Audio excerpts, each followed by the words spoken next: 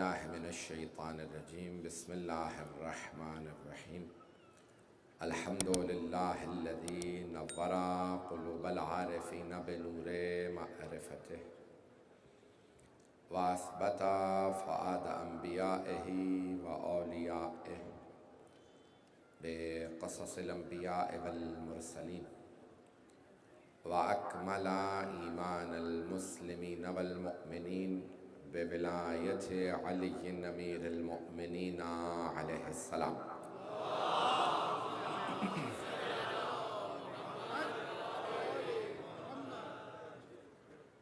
والصلاة والسلام والتحیۃ والاکرام علی افضل الموجودات العبد المؤید والرسول المسدد المصطفى الامجد المحمود الاحمد اعنی ابا القاسم محمد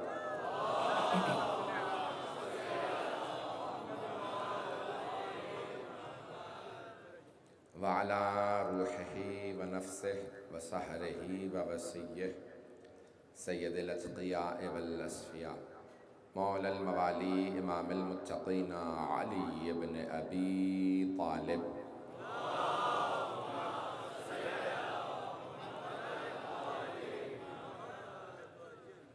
وعلى اوصیائه لا سیما بقیت اللہ فی الارضین روحی وارواح العالمین لتراب مقدمہ الفدا واللعنة الدائمة على أعدائهم أجمعين من الآن إلى قيام يوم الدين أما بعد فقد قال الله الحكيم في كتابه الكريم بسم الله الرحمن الرحيم ولقد كان لهم فيهم أسوة حسنة لمن كان يرجو الله واليوم الآخر صدق الله العلي العظيم صلوات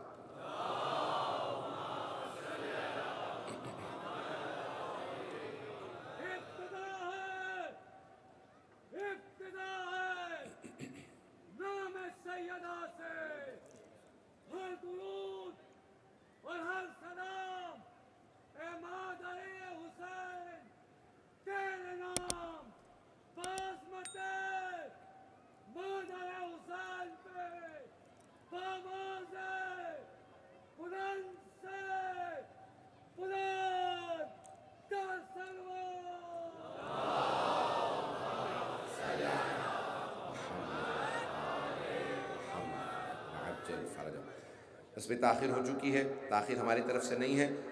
مطالب پیش کروں گا۔ میں نے جس موضوع کو شروع کیا اور میں نے وعدہ کیا تھا کہ کرونا وائرس کے جو بعد کے حالات ہوں گے اس سے متعلق بہت سے لوگوں نے مجھ سے چاہا کہ میں بولوں، اور کچھ اب تک میں نے مجملاً گفتگو کی ہے، کبھی تفصیلی اس پہ بات نہیں کی۔ تاخیر بھی ہو چکی ہے، مجھے اپنے موضوع کو بھی جاری رکھنا ہے، تو شاید مجھے زیادہ وقت لینا پڑے گا۔ کرونا وائرس کے متعلق بہت سی بحثیں موجود ہیں۔ بہت سے لوگ کہہ رہے ہیں کہ یہ کنسپیریسی ہے، بہت سے کہہ رہے ہیں کہ ایک وبا ہے جو خود بخود رونما ہوئی ہے۔ اس سے متعلق میں کوئی بھی اختلافی یا کوئی غیر تحقیقی بات نہیں کہنا چاہتا۔ ایک بات مسلم ہے کہ ایک وبا ہے۔ یہ جو لوگ کہہ رہے ہیں کہ نہیں کرونا وائرس نامی کوئی شے ہی نہیں ہے، وبا ہے، اب آیا ایجاد کی گئی ہے یا خود بخود رونما ہوئی ہے، اس پہ اختلاف ہے۔ اور امریکی صدر نے کہا ہے کہ یہ چائنیز وائرس ہے، انہوں نے بنایا ہے، وہ کہتے ہیں ہندوستان سے شروع ہوا ہے، وہ کہتے ہیں کہ نہیں کہیں اور سے آیا ہے۔ یہ ایک دوسرے کی طرف انگلیاں اٹھانا خود بتا رہا ہے کہ معاملہ بالکل صاف نہیں ہے۔ تو تفصیل ہے اس کے اندر، اور میں بھی کوئی اس پہ متعلق بہت زیادہ کھل کے نہیں کہنا چاہتا ہماری قوم و ملت کی حفاظت کی خاطر۔ لیکن ابتدائی طور پہ 2019 میں جب یہ وائرس شروع ہوا تو اس وقت تصویریں دکھائی گئیں اور ویڈیو کلپس دکھائے گئے چین کے، کہ وہاں پہ چند افراد فوراً گر کے مر جاتے ہیں، اس کے بعد پھر پوری دنیا میں کہیں ایسا دیکھنے میں نہیں آیا، اور کرونا وائرس پھر چین سے ختم ہو گیا، پوری دنیا میں پھیل گیا، پوری دنیا مبتلا ہو گئی اور لوگ مرنے لگے۔ یورپ امریکہ کے اندر بھی سب کی اقتصادی حالت خراب ہو گئی، اکانومی سب کی بیٹھ گئی، لیکن چین نے کافی ترقی کر لی۔ تو بہرحال اب پاکستان کی کیونکہ تمام ادارے اس وقت مجھے بتایا گیا کہ سن بھی رہے ہیں اور دیکھ رہے ہیں، تو میں کوئی سیاسی بات نہیں کروں گا جس سے پاکستان کا سی پیک کا بہت بڑا ایک معاہدہ چل رہا ہے چین کے ساتھ، تو میں کوئی بات نہیں کہوں گا جس سے ہماری جو پوری کی پوری حکومت ہے اس کو کوئی شرمندگی کا سامنا ہو۔ اور میں نے پہلی مجلس میں جملہ کہا تھا، کیونکہ جب سب سن رہے ہیں تو ایک بات واضح کرتا چلوں، تمام حکومت کے ادارے تمام کے تمام دنیا بھر کے اندر ادارے مجھے سن رہے ہوتے ہیں، کئی ممالک کے اندر ویزے نہیں ہے جبکہ میں سیاسی بات ہی نہیں کرتا ہوں۔ تو اب یہ بات میں نے اس دن کہی تھی کہ حضرت یعنی کہہ لیجیے پاکستان کا جو نظریہ دیا قائد اعظم محمد علی جناح وہ شیعہ تھے، جنہوں نے خواب دیکھا علامہ اقبال وہ شیعہ تھے، میں نے تو صرف 2 افراد کے نام لیے تھے، پاکستان بنانے میں سارا خون پسینہ ہی شیعوں کا لگا، اور اگر آپ چاہیں گے تو ہم اور واضح اور روشن کر دیتے ہیں۔ تو میں دیکھیں پریشر قبول نہیں کرتا، اور جتنا زیادہ میرے ساتھ اچھی طرح سے چلیں گے اتنا میں بھی چلوں گا، کیونکہ ہم علی کے ماننے والے ہیں، تو ہمیں جتنا کسی کام سے روکا جائے نا اتنا زیادہ ہم اس کام کو کرتے ہیں۔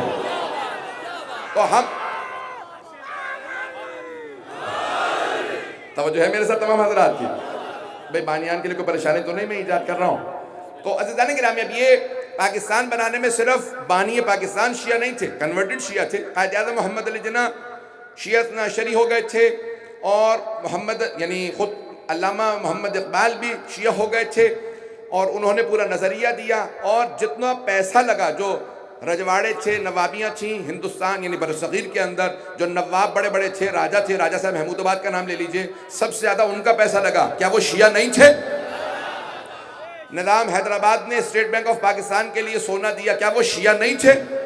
عثمان علی خان صاحب نظام حیدرآباد دکن، تو نام ان کا بھی بتا رہا ہے کہ پیدائشی طور پہ شیعہ نہیں رہے ہوں گے، لیکن ان کی ماں زہرا بیگم شیعہ تھیں اور اپنی ماں سے بہت زیادہ متاثر تھے، اور انہوں نے اتنی امام بارگاہیں بنائیں، یہ خود بتا رہے ہیں کہ وہ شیعہ تھے۔ خود میں جب ہندوستان کے وہاں پہ حیدرآباد دکن میں عزا خانہ زہرا میں ان کے امام بارگاہ میں مجالس پڑھ کے آئے ہوں، یہی ایام فاطمیہ کی، تو عزیزان گرامی یہ تمام کے تمام نواب راجہ انہوں نے پیسہ لگایا، تو پاکستان بنانے میں ہم نے خون پسینہ دیا ہے۔ ایک اور بات یہاں پہ کہہ دوں، ہم نے اس ملک کو بنانے میں 70-80% سے زیادہ زحمتیں شیعوں نے اٹھائی ہیں ملک بنانے میں، اور خدا نہ کرے اگر کبھی وقت آن پڑا نا تو ہم بتائیں گے بچانے والے بھی ہم ہی ہوں گے، کیونکہ ہم کرار کے ماننے والے ہیں۔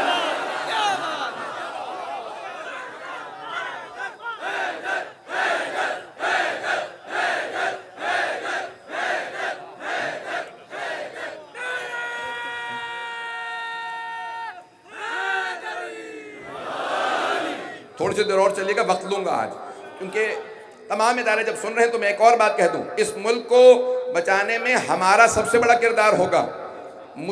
میں بہرحال کچھ جملے کہنے والا تھا، اب نہیں کہوں گا، لیکن ایک بات کہہ دوں، واضح کر دوں کہ جب پاکستان کے اندر بحث چھڑی، جنگ ہو گئی ہے، تمغے دیے جائیں گے، اور تمغہ کس کے نام پہ ہونا چاہیے؟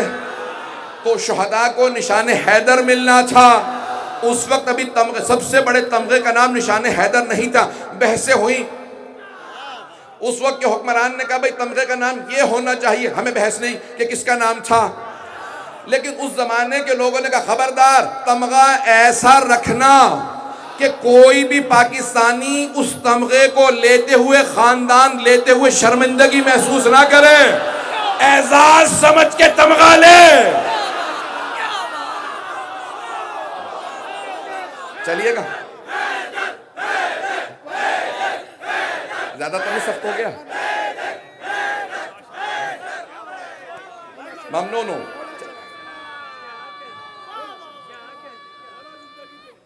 حیدری، چلیے گا نا سیدھانے کے نام میں، حیدری۔ تو سیدھانے کے نام میں یہ اس وقت تمغے کا بھی کہا گیا کہ بھئی تمغہ کیا ہو کس کے نام سے، تو نشان حیدر، نشان حیدر کس کو دیا جا رہا ہے؟ شہید کو۔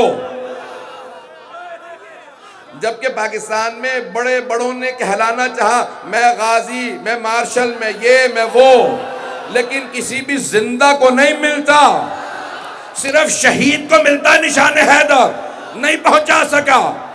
سارے مجمع کی توجہ، یہ جملہ میں اپنے احساسات جذبات کے ساتھ پیش کروں گا. جب میں مولا کا نام لیتا ہوں نا، یہاں نہیں ہوتا، نجف میں ہوتا ہوں. تو عزیزان گرامی، انہوں نے زندوں میں سے کسی کو نشان حیدر نہیں دیا، زندوں میں سے کسی کو نشان حیدر نہیں ملا، زندوں میں. کیونکہ جو زندہ جنگ جیت کے آتا ہے ضمانت نہیں ہوتی کہ بھاگا بھی تھا یا نہیں، لیکن جو مارا جائے اسی لیے مارا گیا کیونکہ ڈٹا رہا.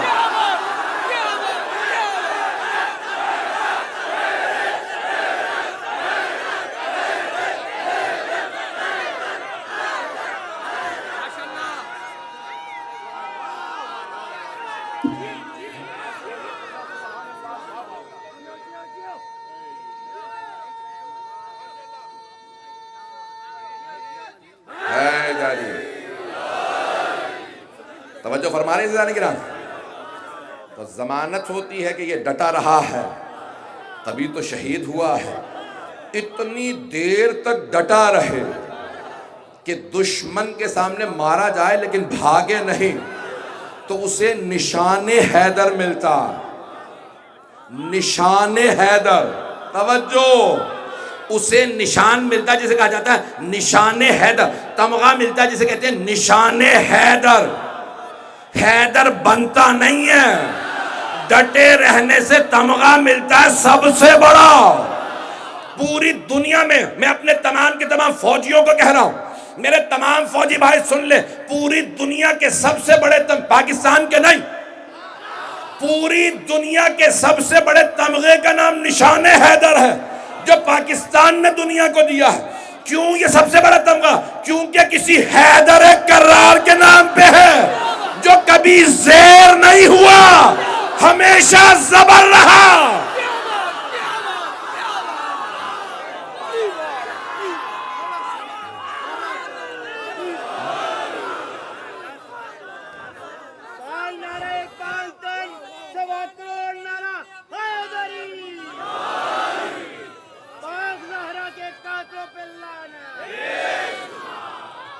ہے ٹائم؟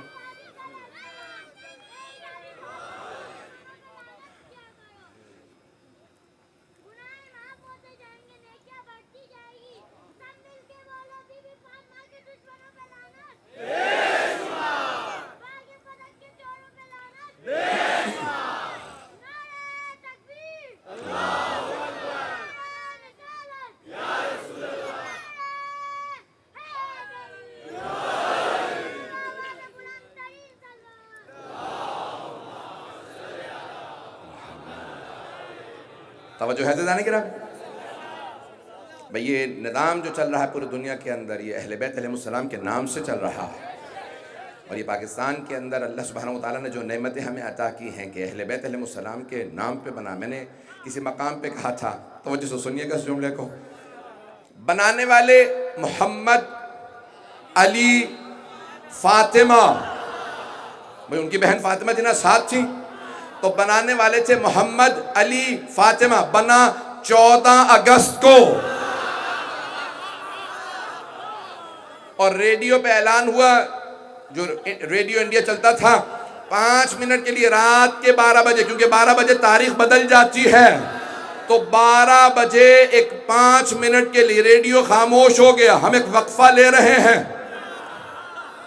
بھئی فوراً اعلان نہیں ہو سکتا تھا، اب تک تو ریڈیو انڈیا تھا، اچانک کہتے پاکستان کا وقفہ دے دو. وقفہ دیا گیا. ٹھیک 12:05 پہ اعلان ہوا، یہ ریڈیو پاکستان ہے. اس میں ہماری قربانیاں تھیں، ہیں، رہیں گی، کیونکہ ادارے سن رہے، اس لیے میں بتانا یہ چاہتا ہوں کہ ہم اس ملک کے وفادار تھے، ہیں، رہیں گے. عزیزان گرامی، یہ جو اب چلیں پھر آخری جملہ کہہ کے آگے بڑھ رہا ہوں کہ یہ جملہ بھی سن لیجئے، کیونکہ جب سن رہے ہیں سب تو ٹھیک ہے، پابندیاں لگتی ہیں تو لگتی رہیں. یہ شیعوں کو اس ملک کا غدار قرار دینے کی کوشش کی گئی تھی اس ملک کے اندر. کن کے پیسوں پہ؟ پیٹرو ڈالر، وہ جو تیل کے پیسے آیا کرتے تھے. یہودیوں، میرا مطلب ہے سعودیوں کے، پیسوں سے جتنی کوشش کی گئی کہ انہیں غدار قرار دیا جائے، انہیں ملک کا غدار قرار، شیعوں کو غدار قرار دیا جائے، آج انہی سے آپ دیکھ لیجئے کیسے تعلقات ہیں۔ اور ملک کو سب سے زیادہ نقصان پہنچایا دہشت گردی نے، پاکستان کو سب سے زیادہ نقصان پہنچایا دہشت گردی نے۔ اگر ایک دہشت گرد شیعہ دکھا دیں، خودکش حملے کرنے والا شیعہ کبھی نہیں ہوتا، ہم کبھی دھوکہ دے کے نہیں مارتے۔ لوگ ہیں یا نہیں؟ خودکش حملہ کر دیا، ٹارگٹ کلنگ میں مار دیا۔ عزیزان گرامی، ہم لوگ اس ملک کے وفادار تھے، ہیں، رہیں گے۔ ہم نے یہ ملک بنایا تھا، ہم اس کے بچانے والوں میں ہوں گے۔ یہ ملک اللہ کی ہم پہ بہت بڑی نعمت ہے۔ یہ پاکستان اہل بیت کے نام سے موسوم ہے، اس لیے یہ میں نے بہت سی سخت باتیں کہہ دی ہیں، لیکن اگر سننے والوں کو کوئی تعصب نہ ہو تو اس میں کوئی بھی اس ملک کے خلاف بات نہیں ہے، سب کچھ اس کی حمایت میں ہے۔ عزیزان گرامی، یہ کرونا وائرس بہت سے لوگ سمجھ رہے ہیں 2020 ختم ہوگا، میں جاری رکھوں؟ مجمع گھبرا تو نہیں گیا میرے ساتھ؟ عزیزان گرامی، یہ 2020 کے 19 کے اختتام پہ کرونا وائرس شروع ہوا، 2020 اس کی نظر ہو گیا۔ چند باتیں آرام سے پیش کروں گا، ان کو غور سے سنیے گا۔ 2020 میں پاکستان میں اتنا زیادہ اس کرونا وائرس کا اثر نہیں ہوا، اور یہ کبھی کسی نے نہیں سوچا کہ پوری دنیا متاثر ہوئی، ہمسائے متاثر ہوئے، یورپ تباہ و برباد ہو گیا۔ میں خود برطانیہ میں رہتا ہوں، اقتصادی حالت برطانیہ کے وزیر خزانہ نے اعلان کیا ہے کہ 300 سال میں اتنے حالات اقتصادی خراب نہیں ہوئے جتنے اب ہیں۔ امریکہ کے اکانومی اور ان کا جو اقتصاد ہے ڈوب رہا ہے، پوری دنیا کے اندر حالات خراب ہوئے، لیکن اللہ نے اس ملک پہ کرم رکھا۔ میں حکمرانوں سے کہوں گا اپنے اعمال کو دیکھیں، کیا ممکن ہے کہ آپ کے اعمال کی وجہ سے اللہ نے یہ کرم کیا ہو؟ تو پھر ذرا مجلسوں میں آ کے دیکھ لیں، شاید یہاں کسی کی دعا قبول ہو رہی ہو، شاید اہل بیت کے ذکر کا صدقہ ہو، یہ ملک بچا رہا۔ یہ مسجدوں میں، امام بارگاہوں میں جو اتنی دعائیں ہوئی ہیں، گھر گھر میں لوگ محصور رہے لیکن دعائیں مانگتے رہے، شاید کسی غریب کی دعا قبول ہو گئی ہو۔ تو ان پہ رحم کھائیں، ان پہ سختی نہ کریں۔ یہ جو آپ کی رعایا ہیں، یہ بے انتہا مظلوم لوگ ہیں۔ تو بہرحال پاکستان میں حالات خراب ہوئے، لوگوں کی نوکریاں گئیں، لیکن دنیا بہت زیادہ متاثر ہوئی۔ اس کے بعد کیا ہونے والا، کیا حالات ہوں گے؟ کیا 2021 حالات فوراً ٹھیک ہو جائیں گے؟ نہیں، 2021 بھی تقریباً ایسا ہی گزرے گا جیسا 2020 گزرا۔ ویکسین آ چکا، لیکن ویکسین کی کوئی ضمانت نہیں ہے کہ یہ انسان کو ٹھیک کر دے گا۔ اور پھر کس کمپنی کا، کس میڈیسن کمپنی کا آپ ویکسین لگوا رہے ہیں، یہ انجیکشن لگوا رہے ہیں، اس پہ خود ایک پوری بحث ہے، اور یہ پاکستان میں نہیں ہے۔ یورپ امریکہ میں جا کے دیکھ لیجئے، ہالینڈ کی 87,000 نرسوں نے انکار کر دیا، ہم گنی پگ نہیں ہیں، ہم یہ ویکسین نہیں لگوائیں گے۔ کبھی آپ سارے کرونا وائرسوں کی دیکھ بھال کر رہی ہیں، لگوا لیجیے سب کا، نہیں، یہ انجیکشن ہمیں نہیں لگے گا۔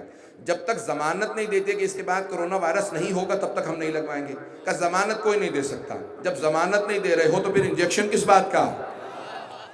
یہ جتنی بڑی بڑی باتیں ہو رہی ہیں، تو یہ 2021 بھی انہی حالات سے گزرے گا۔ اقتصادی حالات اور بدتر ہوں گے۔ غریب ممالک کے اندر بہت سے کھانے پینے کی اشیاء خوردنوش، اس میں قلت آ جائے گی، اور قیمتیں بہت زیادہ بڑھ بھی سکتی ہیں۔ میں کچھ سب باتیں نہیں کہنا چاہتا، نہ پریشان کرنا چاہتا ہوں، صرف آپ کو سکھانا چاہتا ہوں کہ اپنے آپ کو تیار رکھیں۔ نجات کی صرف ایک کلید ہے، ایک کنجی ہے، ایک چابی ہے، وہ ہے وابستگی محمد و آل محمد سے۔ ایمان کو تھامے رکھیں، اپنے ایمان کو مضبوط رکھیں۔ سنیں گے، برداشت کریں گے میں اور کچھ بیان کروں؟ میں تھوڑا وقت لوں گا آج، بی بی سے متعلق مجھے پیش کرنا ہے۔ تو عزیزان گرامی، ابھی حالات اقتصادی، پھر اس کے بعد یہ سب کچھ لایا گیا ہے ایک نیا دنیا کے اندر نظام لانے کے لیے، سیاسی نیا نظام آئے گا دنیا میں اس کے بعد۔ اب وہ کب آتا ہے؟ اور نئی دنیا نہیں بنے گی، جو 20-30 سال 40-50 سال بعد ہونے والا تھا وہ آئندہ 5 سے 10 سال میں سب کچھ ہو جائے گا۔ یعنی جو دنیا میں اقتصادی تبدیلیاں آنے والی تھی، اکنامیکل چینجز، پولیٹیکل تبدیلیاں، جو دنیا میں سیاسی تبدیلی آنے والی تھی کہ آئندہ چین دنیا کے اقتصاد کا فیصلہ کرے گا، یہ سب کچھ ویسا ہی ہوگا جیسا پہلا ہونے والا تھا. پہلے 20-30 سال لگتے ہیں، 5 سے 10 سال میں سب کچھ ہو جائے گا. مجھے پوری طرح سے احساس ہے کہ سب لوگ خاموشی سے مجھے بہت غور سے سن رہے ہیں. ایک پوری سیاسی اقتصاد کے لحاظ سے اکنومیکلی بہت بڑی بڑی تبدیلیاں آئیں گی. میں کوئی لیکچر نہیں دے رہا ہوں، کبھی کوئی سیمینار موقع ملا تو پیش کروں گا. یہ نوٹ، کرنسی، سکے ختم ہو جائیں گے. کرپٹو کرنسی یا خود ڈیجیٹل کرنسی یا الیکٹرانک کرنسی آ جائے گی. پوری دنیا میں ایک ہی کرنسی ہوگی اور وہ آئندہ چین رن کرے گا. چائنا کے ہاتھ میں اس کا اقتصادی ہو. کوئی بات نہیں، کسی کو بھی چلنے دیں. ٹیلی فونوں کا کوئی مسئلہ نہیں ہے، یہ صرف اور صرف یہ خاص کلپ بن رہا ہے. اگر بند کرنے کے لیے کہتے ہیں انتظامیہ کے ساتھ کوآپریٹ کیجیے گا. بہت سے کیمرے لگے ہیں، کوئی مسئلہ نہیں ہے. مجھے سنتے رہیے گا. توجہ ہے میرے ساتھ مجمع کی؟ جاری رکھوں، بولتا رہوں اس موضوع کو. عزیزان گرامی، نئی کرنسیاں آئیں گی، یہ سب نوٹ وغیرہ ختم ہو جائیں گے. ایک کرنسی رائج ہوگی دنیا بھر کے اندر. آئندہ 5 سے 10 سال میں سب کچھ ہو جائے گا. 5 سے 10 سال میں یہ سب نئی کرنسیاں لے آئیں گے. چین چائنا فیصلہ کرے گا. پاکستان کو ایک لحاظ سے فائدہ ہوگا کیونکہ اس کا الحاق اور اتحاد اب چین کے ساتھ ہے. جو حالات تھوڑے بہت خراب ہو رہے ہیں وہ پاکستان نے اپنا قبلہ بدلا ہے. مجھے پرواہ نہیں ہے. تو جو قبلہ و کعبہ تھا پاکستان کا وہ محترم امریکہ صاحب تھا، اور اب جو ہے وہ چین ہو جائے گا. تو اس کے بعد کچھ سیاسی تبدیلیاں آئیں گی. میں زیادہ پریشان کر رہا ہوں؟ اب پاکستان کو فائدہ ہوگا چین کے ساتھ ہونے کا. راہداری بنے گی پورے ملک کے اندر، سڑکوں کے جال بچ جائیں گے، نئی ایئر لائنیں بھی آئیں گی، سفر بدل جائیں گے. چین نے کہا ہے کہ ہم پوری دنیا سے 1 روڈ 1 بیلٹ، ایک سلک روڈ کا جو تصور دیا ہے، ابرائے ریشم جو پوری سڑک بنے گی وہ بنائے گا.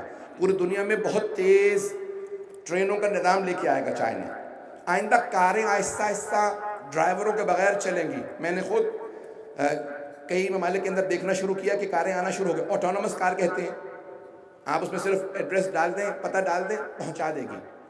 آئندہ لوگ گاڑیاں خریدا نہیں کریں گے. بتاؤں یا چھوڑ دوں؟ عزیزان گرامی، آئندہ لوگ گاڑیاں نہیں خریدیں گے. جرمنی میں یہ ابھی شروع ہو چکا ہے.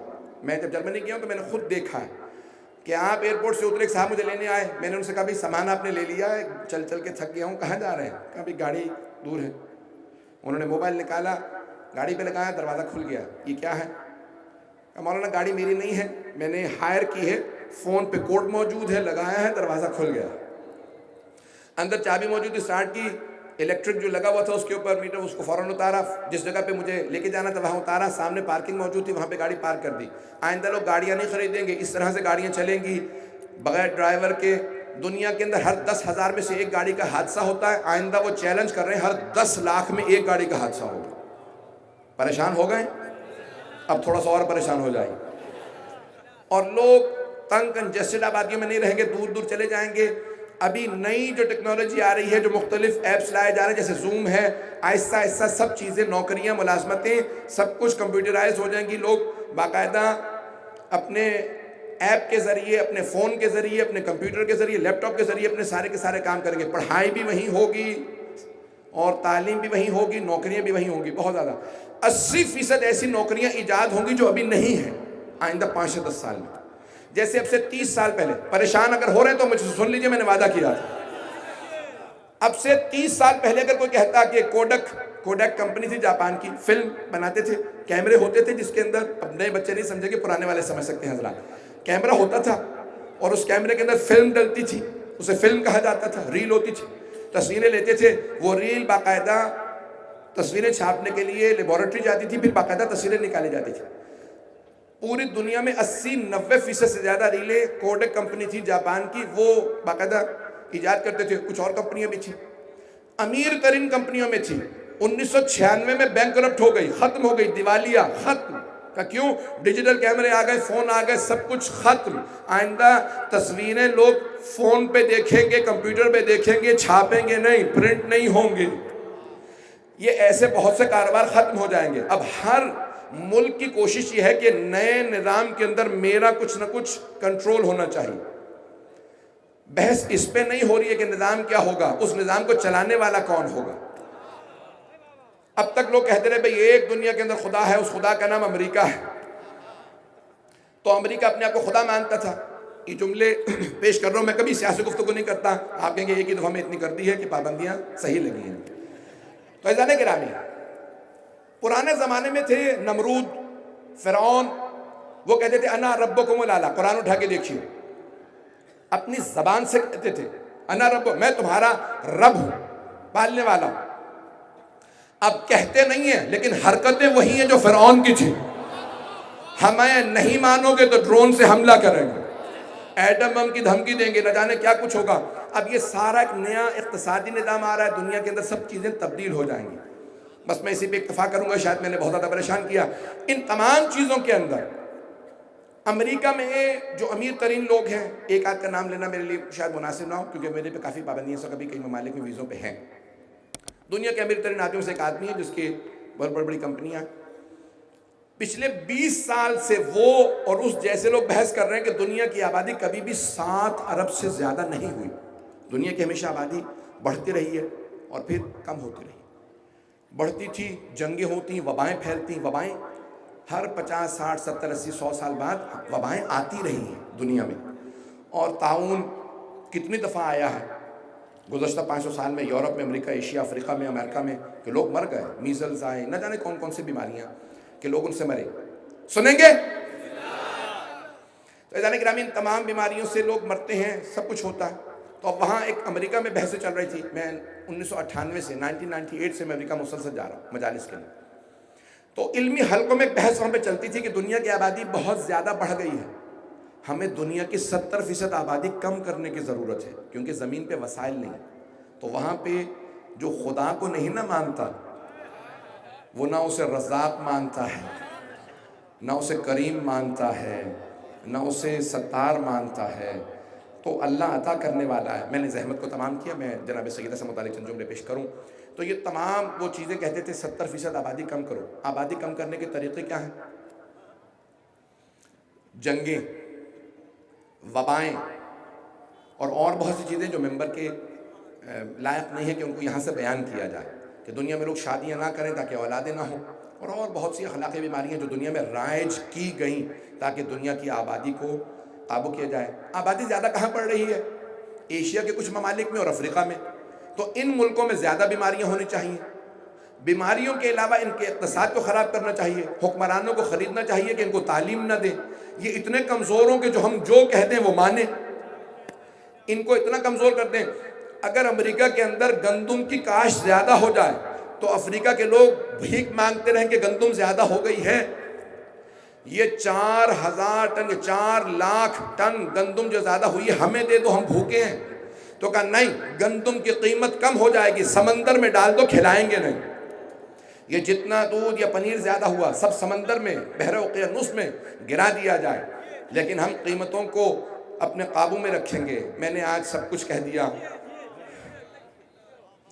عزیزان گرامی، جب جناب امیر نے کہا ہے کہ حق کو لوگوں تک پہنچانا ہم پہ لازم و ضروری ہے، تو ایسے بہت سے اور مسائل ہیں. زندگی رہی، موقع ملا تو کل کچھ مکمل کروں گا باتوں کو. آج جناب سیدہ کی میں بات کو آگے پہنچا دوں، کچھ فضائل کو. اگر مجمع پھر بھی سننا چاہ رہا ہے تو بآواز بلند صلوات.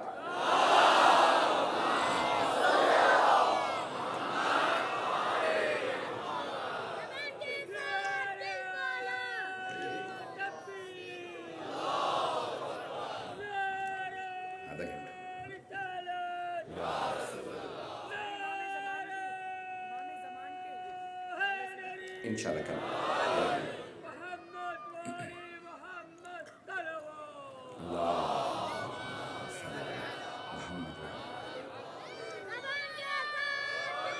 بس بیٹا وقت نہیں ہے ذرا.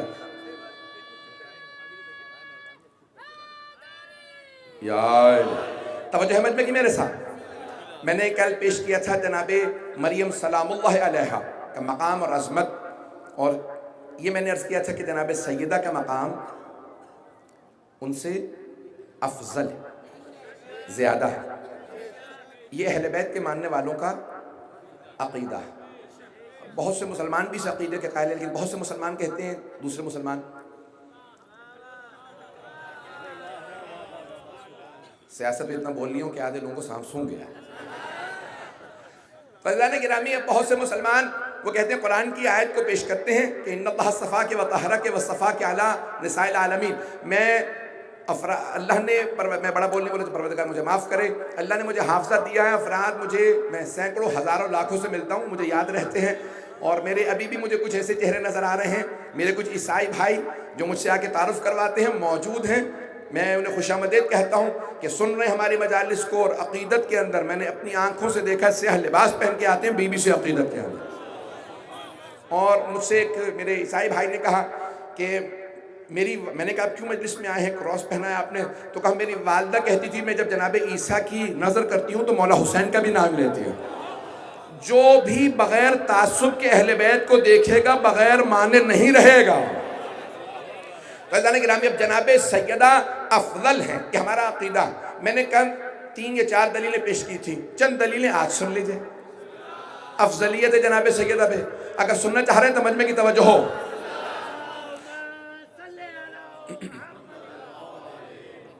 مقام و عظمت جناب خاتون جنت.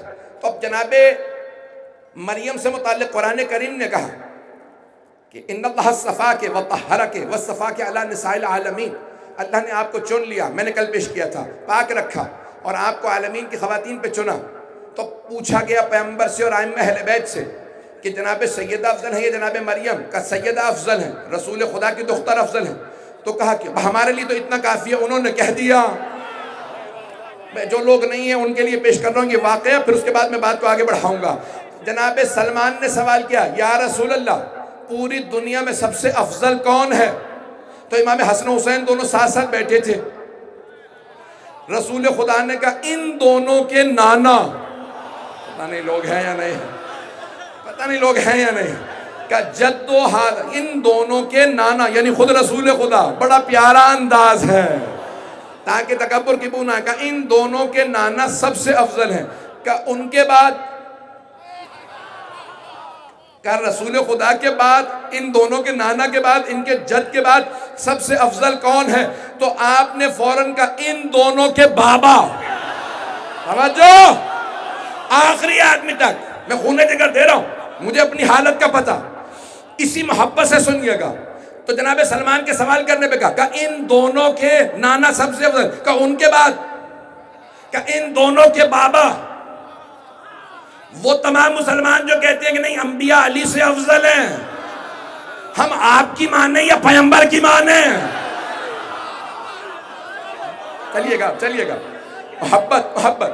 ایسا گرامی، ایک مرتبہ جناب سلمان، اور تنہائی میں نہیں پوچھا تھا، مسجد میں صحابہ کے مجمع میں جناب سلمان نے کہا یا رسول اللہ سب سے افضل کون ہے اس کائنات میں؟ کہ اللہ کے بعد ان دونوں کے نانا، اشارہ کیا امام حسن حسین کی طرف. کہ ان کے بعد، کہ ان کے بابا، کہ ان کے بعد، کہ ان کی ماں، کہ ان دونوں کی ماں، کہ پھر کہ یہ دونوں حسن و حسین. تو پنجتن سے دنیا میں کائنات میں کوئی افضل نہیں ہے،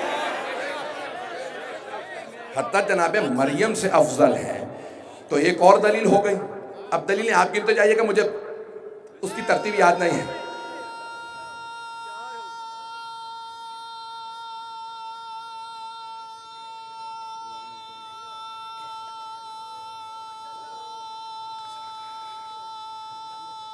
ماشاءاللہ.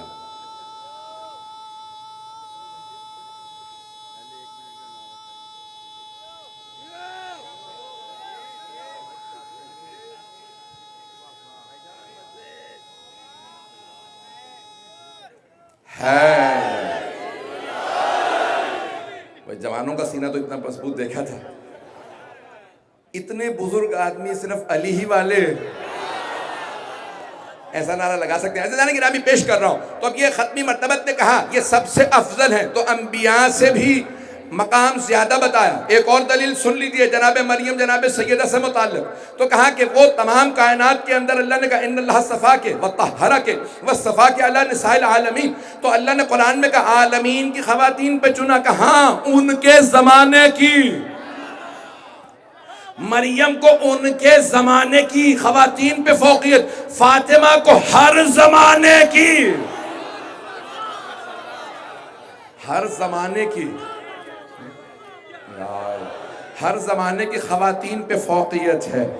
پھر صحیح بخاری میں وہ جو افراد کہتے ہیں جناب مریم افضل ہے نا، تو صحیح بخاری سے ایک حوالہ پیش کرنا چاہتا ہوں. صحیح بخاری سے امام محمد ابن اسماعیل بخاری نے جناب سیدہ کے باب مناقب فاطمہ الزہرا میں اس روایت کو لکھا. بی بی کے فضائل میں 3 روایات تو ذہن میں ہیں جو انہوں نے لکھی ہیں. تو وہ فرماتے ہیں امام محمد ابن اسماعیل بخاری اپنی صحیح بخاری کے اندر فرماتے ہیں کہ سرور کائنات نے صحابہ کے مجمع میں کہا کہ جنت میں ساری خواتین سارے جب مر جائیں گے تو فاطمہ تو سیدہ تو نساء اہل الجنہ ساری خواتین کی سردار میری بیٹی فاطمہ ہوں گی. اور مسلمانوں اگر جناب مریم کو افضل سمجھتے ہو تو مانتے ہو نا وہ بھی جنت میں ہوں گی، اسی جنت میں ہوں گی جہاں سیدہ، اور وہاں سیدہ سردار ہوں گی.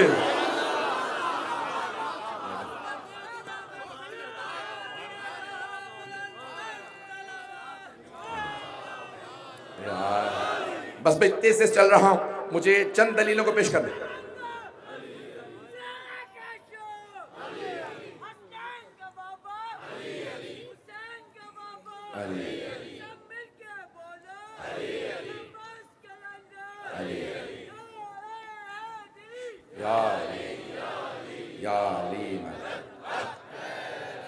توجہ ہے مجمع کی میرے ساتھ. اب دیکھیں نعروں میں بھی وقت گزرا، اگر میں زیادہ وقت لیتا ہوں اور آپ مجھے احساس ہے پوری طرح سے 2 گھنٹے سے بیٹھے ہیں، اگر چلیں گے تو میں پڑھوں. تو عزیزان گرامی جناب مریم کی فضیلت میں یہ بات آئی ہے کہ ان کی کفالت جناب زکریا نے کی. کچھ لوگ پہنچ گئے، باقیوں کو میں انگلی پکڑ کے پہنچاؤں گا. بھئی جناب مریم معصومہ تھی، اللہ نے نبی کا انتخاب کیا. زکریا آپ کفالت کریں گے. اے زکریا نبی ہوتے ہوئے، بوڑھے ہوتے ہوئے زحمتیں اٹھا کے مریم کی کفالت کریں. یہ معصومہ ہے، بطول ہے. جناب زکریا نے جناب مریم کی کفالت کی. او مسلمانوں اب سوچو جس کی کفالت محمد مصطفیٰ نے،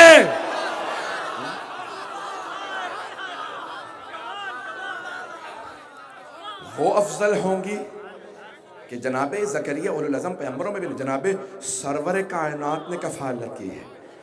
کہا جناب مریم نے اپنی ماں کے شکم میں ان سے کلام کیا تو سرور کائنات سے پوچھا.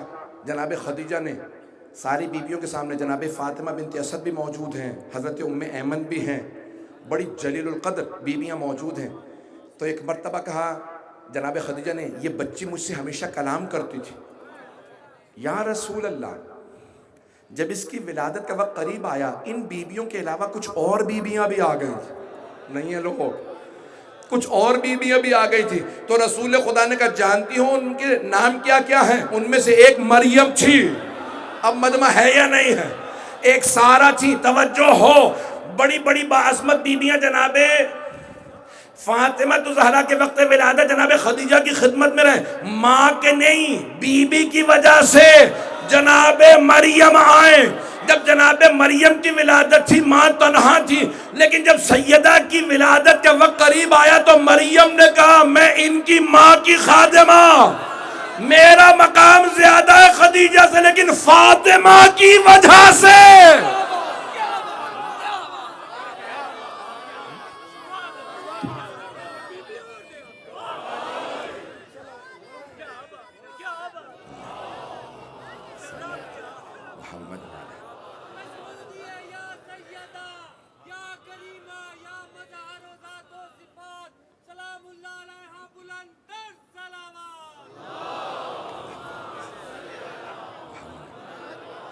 چھ یا 7 دلیلیں ہو گئی ہیں، اگر اور پیش کروں.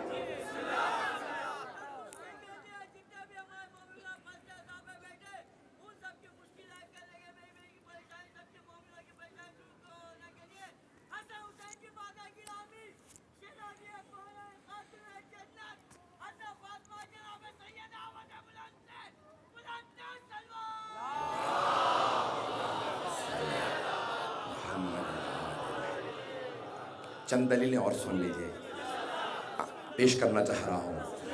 عزیزان گرامی، جناب مریم، ان سے ملائکہ نے کلام کیا، قرآن میں ہے۔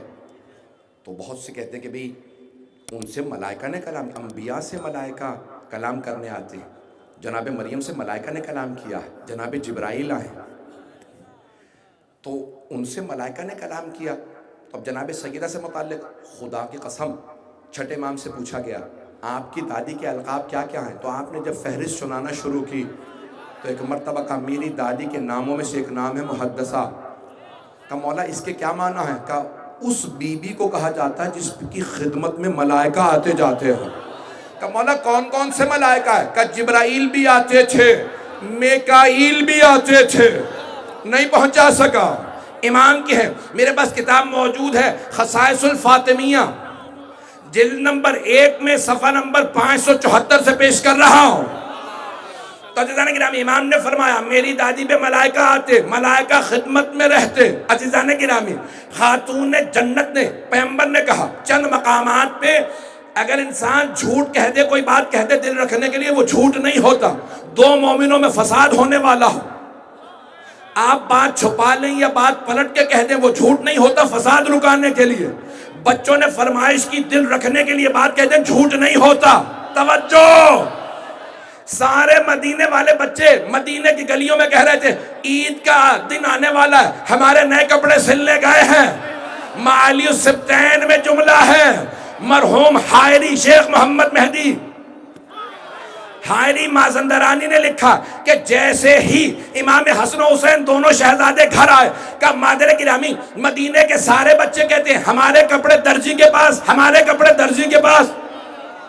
اماں ہمارے کپڑے کہاں ہیں؟ تو بی بی نے کہا آپ کے کپڑے بھی درزی کے پاس ہیں۔ عید کا دن آ گیا، امام حسن و حسین نے کہا مادر گرامی سب نے نئے کپڑے پہن لیے، ہمارے کپڑے کہاں ہیں؟ ابھی بی بی نے کچھ نہیں کہا تھا، دروازے پہ دستک ہوئی، بی بی نے آواز دی من بالباب، دروازے پہ کون ہے؟ آواز آئی انا خیاط الحسنین، میں حسنین کا درزی ہوں۔ شہزادوں کو رنگ پسند تھے، ایک کو سبز دوسرے کو سرخ۔ جب جنت سے لباس آیا تو ایک سبز سا دوسرا سرخ۔ پوچھا یہ کون ہے؟ کہا رضوان جنت۔ بھائی جنت کے دروازے پہ جو فرشتہ کھڑا ہوتا اس فرشتے کا نام ہے رضوان، جو جہنم کے دروازے پہ کھڑا اس کا نام ہے مالک۔ تو رضوان جنت آئے، جنت سے پوشاکیں لے کے، کہنا چاہیے تھا میں رضوان جنت ہوں، تعارف کرواتے میں فرشتہ ہوں، لیکن انہوں نے کہا نہیں، سیدہ نے کہا تھا درزی کے پاس کپڑے ہیں، میرا ناز رضوان جنت ہونے میں نہیں ہے، حسنین کا درزی۔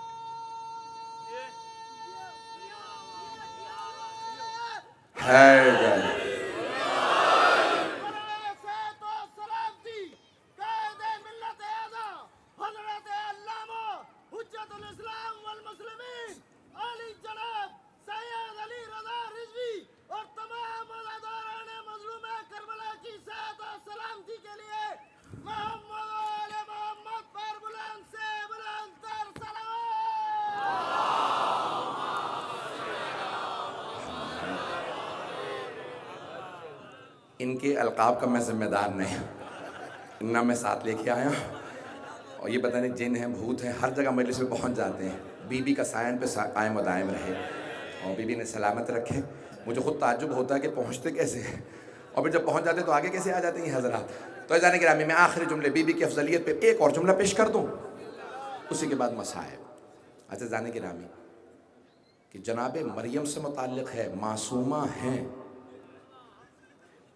2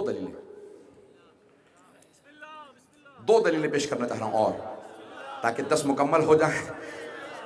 تو عزیزان گرامی 2 دلیلیں اور سن لیجئے. ایک، ان کے ہاں اللہ نے ایک معصوم بیٹے کو ان کے ہاں ولادت ہوئی جو نبی ہیں، معصوم ہیں، جناب عیسیٰ.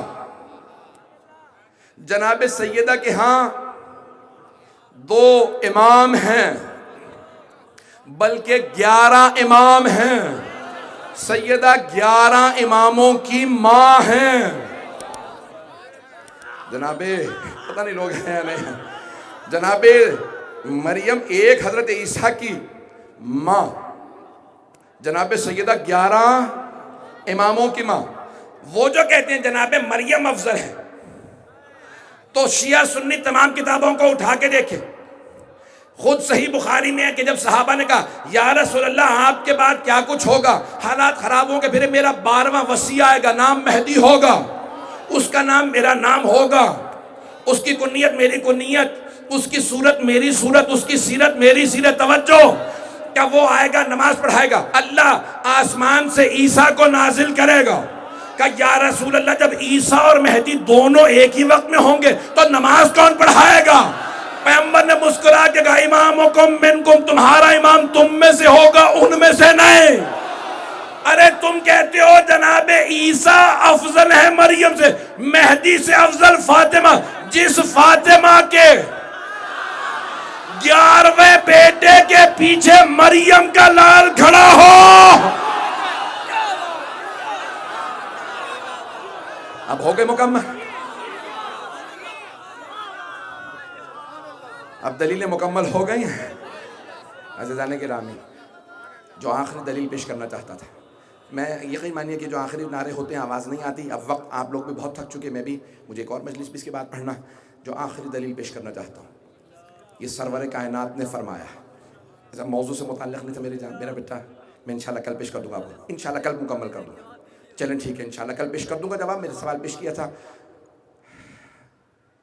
شاید پیش کر دوں آج. تو جانے کے نام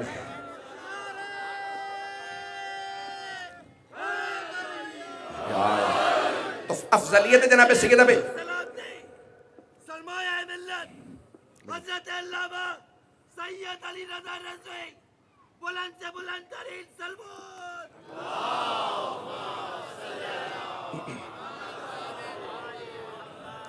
آخری دلیل جناب سیدہ کی افضلیت پہ سن لیجئے آج کی مجلس کی،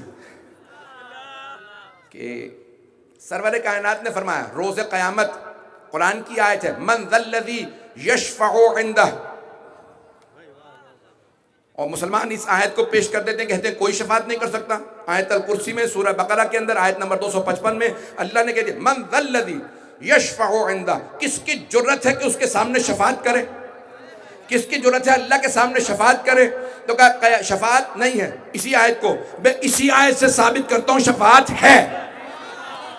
وہی آیت پیش کرتے کہتے شفاعت نہیں ہے. آیت میں ہے من ذا الذی یشفع عندہ الا باذنہ، جہاں الا آ جائے وہاں استثناء آ جاتا. کوئی شفاعت نہیں کر سکتا اس کے سامنے سوائے ان کے جنہیں وہ اذن دے دے.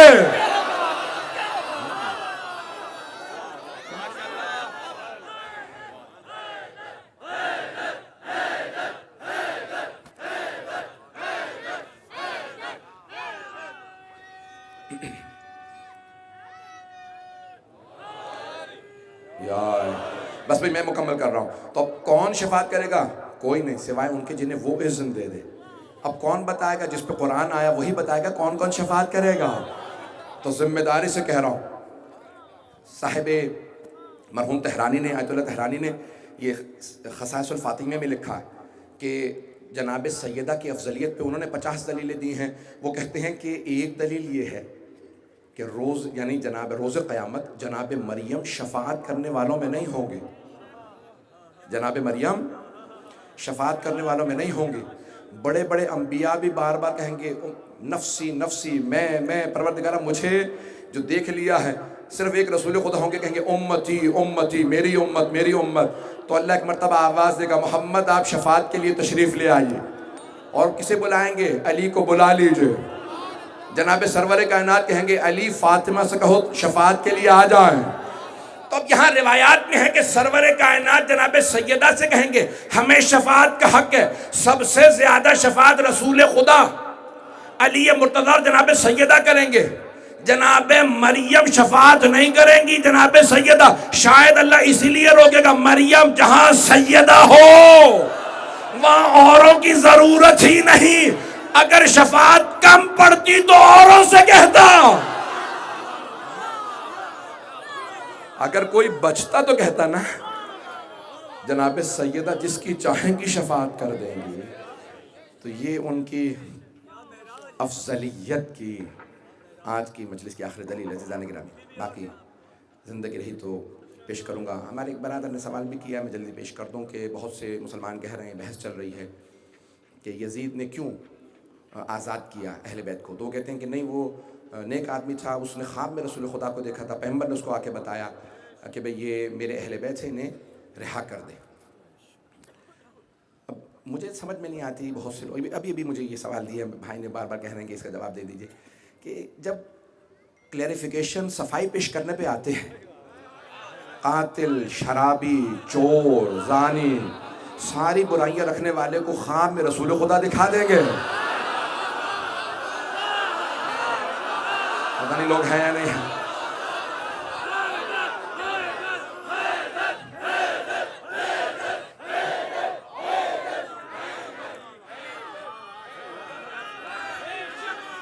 پتہ نہیں لوگ ہیں یا نہیں ہے مجمع میرے ساتھ؟ بھئی دکھانے پہ آئیں گے نا خواب میں تو جس میں ساری برائیاں تھیں، نہ زندگی میں اس نے کبھی نماز پڑھی۔ پچھلے دنوں ایک صاحب کا مجھے کسی نے کلپ بھیجا کہ وہ دفاع کر رہے تھے کہ نہیں بھئی اس کے باپ نے اسے خلیفہ بنایا تھا، کہا نہیں وہ اس وقت شراب نہیں پیتے تھے جب باپ نے بنایا تھا۔ تمہیں شراب یاد آ بھی جاتی ہے پھر بھول بھی جاتے ہو؟ بھئی چھیڑیں گے تو پھر سنیں گے، یا بات نہ کرو یا پھر جواب کی طاقت رکھو۔ جواب سننے کی طاقت نہیں رکھتے تو پھر سوال نہ بھیجا کرو۔ تو وہ کہتے ہیں کہ بھئی رسول خدا نے خواب میں آ کے کہا تھا، کہنے پہ آؤ گے کہ بڑے بڑے مقدس نیک لوگ بھی خواب میں دیکھنے کا نہیں، پیغمبر خواب میں نہیں آتے۔ ویسے تو کسی کے خواب میں نہیں آتے، آئیں تو یزید کے بھی خواب میں آ جائیں۔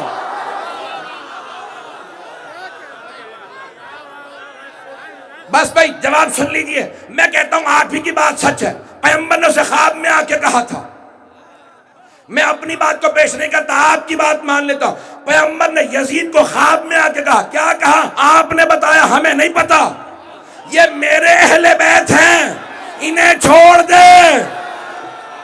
اسے نہیں کہا تھا تو میرا ہے۔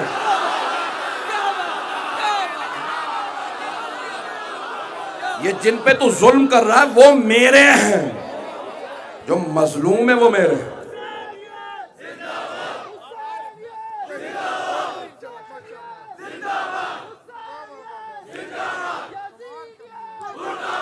ممنون۔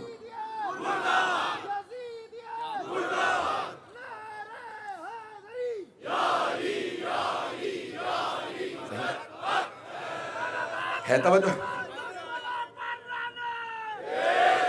بات واضح ہوئی؟ بس بے وقت بہت زیادہ گزر چکا ہے، اب بات واضح ہوئی۔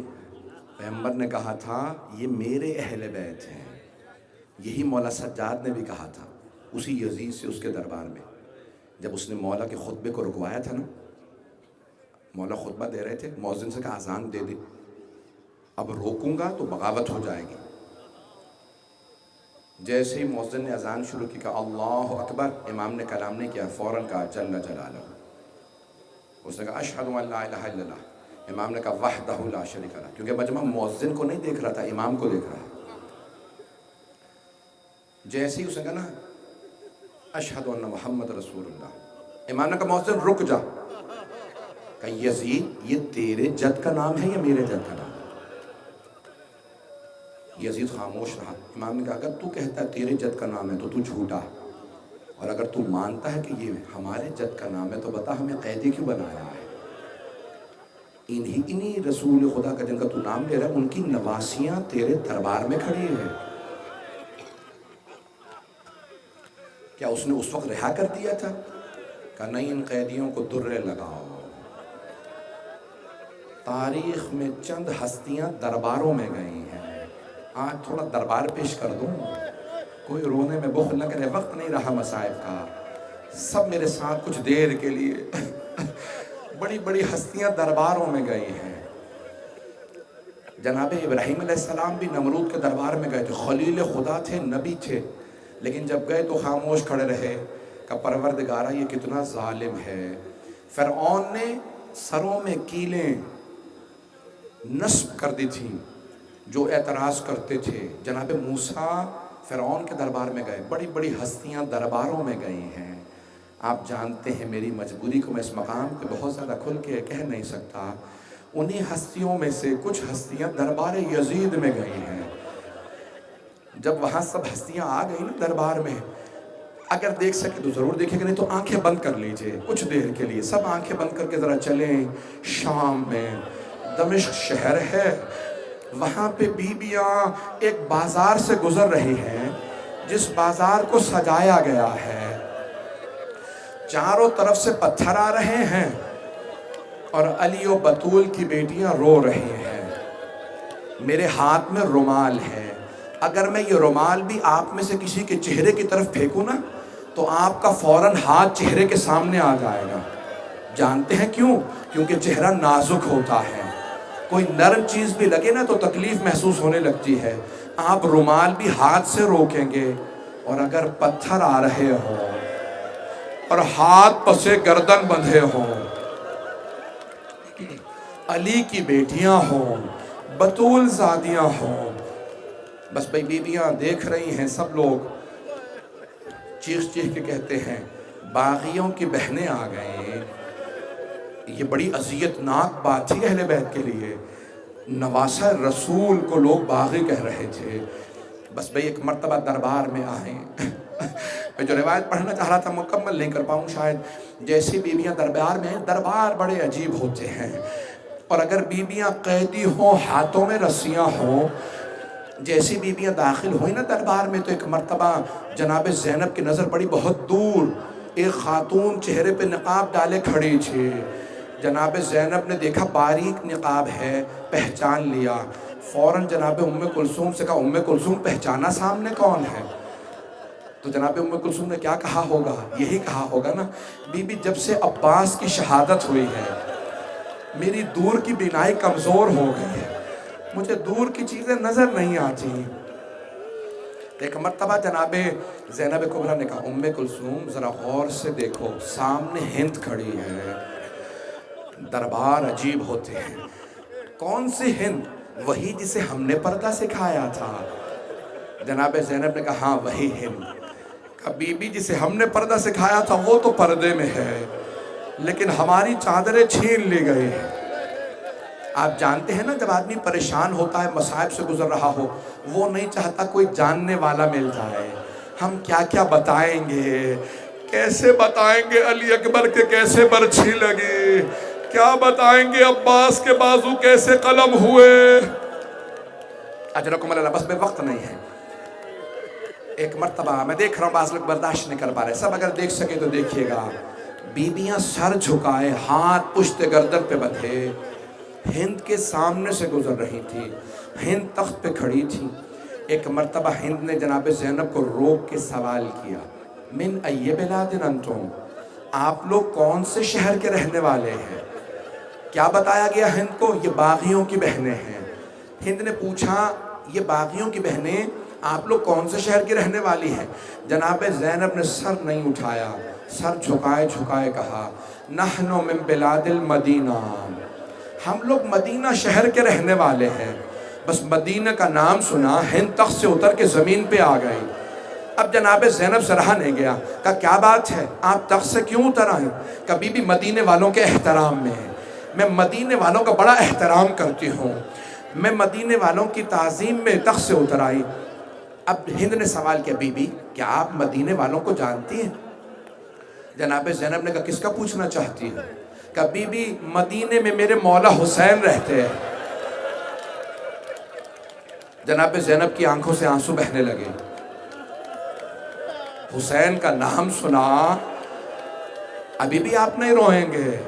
جس بی بی کو پرسہ دینے آئے ہیں نا، انہیں حسین کی پیاس سے بڑی محبت تھی۔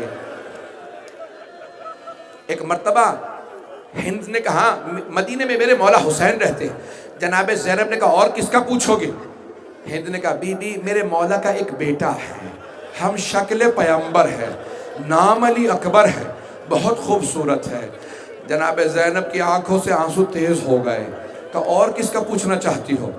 کہا بی بی میرے مولا کا ایک اور بیٹا ہے، نام سجاد ہے، عبادت کا پیکر ہے، عابد و زاہد ہے، وہ بھی بہت خوبصورت ہے۔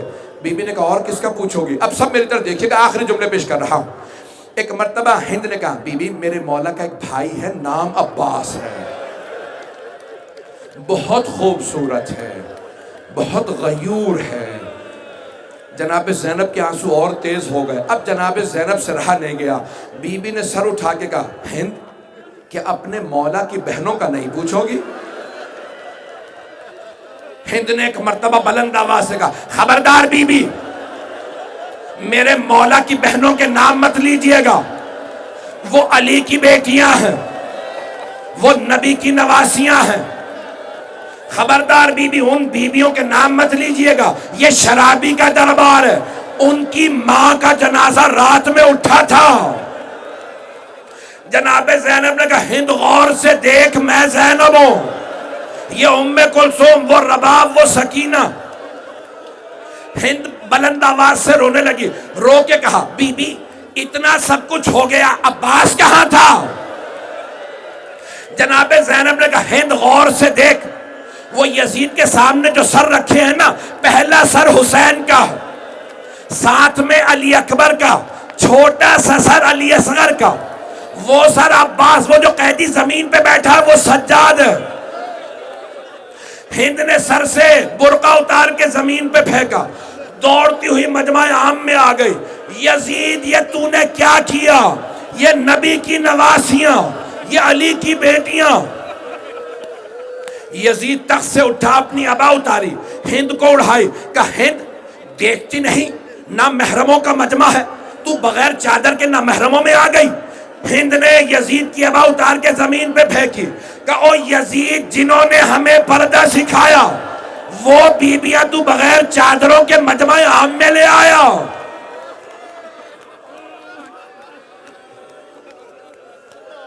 الا لعنت اللہ علی القوم الظالمین وسيعلم الذين ظلموا أي منقلب ينقلبون۔